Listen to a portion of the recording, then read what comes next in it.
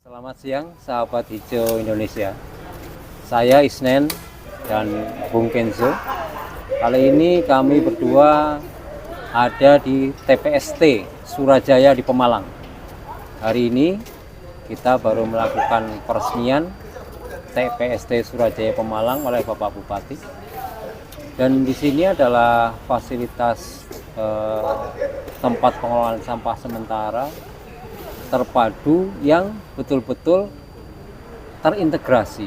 Jadi sampah yang masuk di sini itu habis diolah atau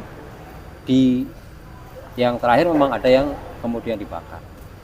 Nah, Bung Enzo, kira-kira bagaimana Ya, tanggapannya? jadi gini, kalau melihat perkembangan sampah saat ini kita sudah tidak lagi berbicara soal TPA. Ya. Karena TPA itu secara regulasi juga perizinan sudah tidak diperbolehkan. Oke.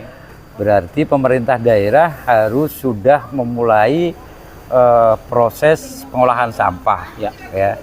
Di TPST Surajaya ini adalah embrio nih. Embrio dari Kabupaten Pemalang bagaimana pengolahan sampah ini dimulai. Ya. Karena jumlah sampah di Pemalang ini kurang lebih ada 600 ton per hari. Oke. Ya. Kita baru mampu mengolah sekitar 50 ton per hari. Ya. Berarti masih ada 550 ton lagi per hari. Ini harus kemana kita harus? Selama ini kemana itu, Bang? Lah, yang selama ini hanya dulu mengandalkan TPA. Karena TPA ini sudah ditutup, sehingga kami mencari solusi yang lain. Ya. Maka dari itu kami selalu memberikan masukan terhadap pemerintah daerah bagaimana membuat sebuah master plan.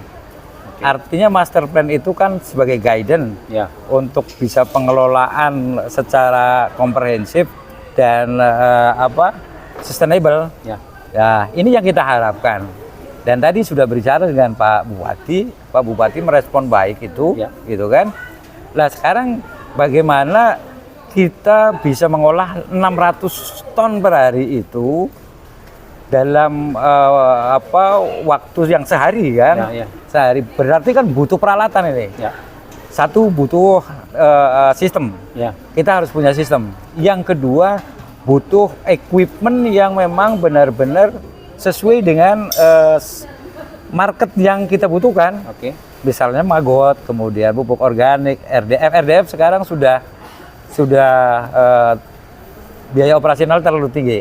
Ya. Sehingga ini di TPST, mohon maaf, di TPST Surajaya ini apa saja yang dihasilkan? Nah, ini yang menjadi kendala di TPST Surajaya ini adalah ketika RDF itu harganya terlalu rendah, Ya. kemudian kadar airnya harus di atas di bawah 9 Kering ya, kering ya. 9%, maka kami akan kesulitan ini untuk bisa mencari Solusi pembeli. teknologi. Ya, harus ada solusi teknologi. Ya, ya. Nah, teknologi ini kan sudah ditawarkan sebenarnya banyak. Ya. Yang satu adalah biomasa. Oke. Ya, kita menggunakan teknologi biomas untuk co-firing dari PLTU, Ya. ya kan? Itu juga satu alternatif. Yang kedua, itu bisa digunakan pyrolysis, menggunakan teknologi pyrolysis. Ini untuk menghasilkan, paling tidak menghasilkan solar untuk kepentingan sendiri. Ya, atau minyak bakar ya? Ya, untuk minyak bakar. Saya kira juga UMKM di beberapa tempat juga masih menggunakan Ya. kompor dengan bahan bakar dari solar itu gitu. Ini kita bisa lari ke sana. Oke. Lah, artinya apa?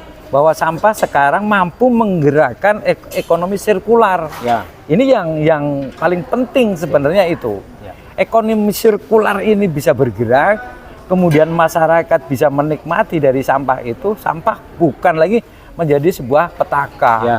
Ini yang SHI harus kita dorong bersama-sama ini untuk bagaimana menciptakan itu. Satu. Yang kedua, kalau kita bicara soal, karena ini kan harus menggunakan teknologi inovasi, Ya. berarti ada pengusaha nih, peran pengusaha yang mampu menciptakan mesin-mesin dengan inovasi yang selalu berubah. Ya. Karena ini nggak gampang. Kalau menurut saya nggak gampangnya bagaimana? Karena sehari ini kita membuat pencacah plastik dijadikan RDF. Hari ini sudah tidak relevan lagi. Ya. Kemudian ada teknologi yang baru lagi. pyrolysis misalnya, atau kita menggunakan biomas. Ya. Berarti ini si pengusaha ini juga harus mengikuti itu. Artinya riset di perusahaan juga Nah, terus ya. ini kami dorong bagaimana kita bisa bekerja sama dengan pengusaha minimal yang membuat mesin-mesin inovasi ini, Ya. itu untuk bisa mengikuti perkembangan dari persampahan ini. Ya. Saya kira itu. Ya. Oke. Demikian sahabat hijau Indonesia, di TPST Surajaya ini sampah diolah sampai habis. Jadi tidak ada sampah terbuang lagi ke TPA di sini. Karena yang pertama diolah menjadi organik untuk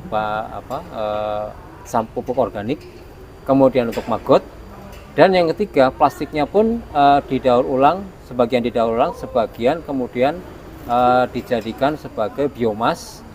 Kemudian tadi rencananya untuk pirolisis ya Pak? Pyrolysis ya. Kemudian juga untuk RDF. Dari Pemalang untuk Indonesia. Sukses.